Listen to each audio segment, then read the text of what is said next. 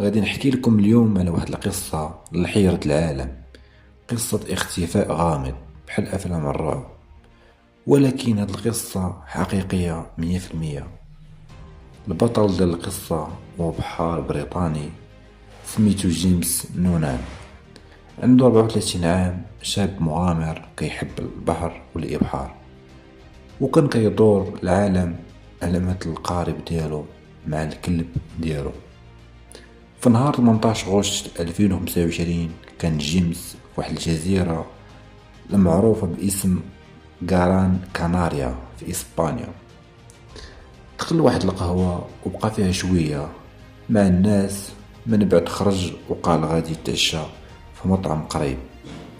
كل شي عادي، ولكن من ديك اللحظة جيمس اختفى وما بقى حتى حد شافو.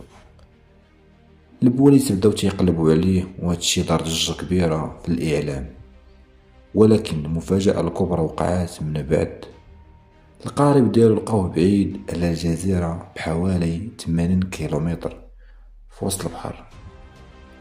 ملي طلعوا القارب الصدمة كانت جيمس ما كانش، ولكن الكلب ديالو كان حي بوحدو كيتسنى مولاه يرجع.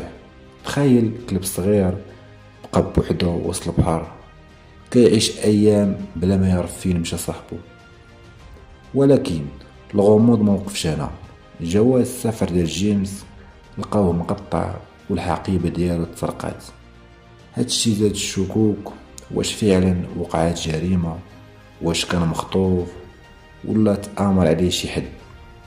بعض الناس قالوا يمكن غرق في وسط البحر، ولكن لو كان غرق كيفاش الكلب بقى على القارب بلا ما يطيح تا هو؟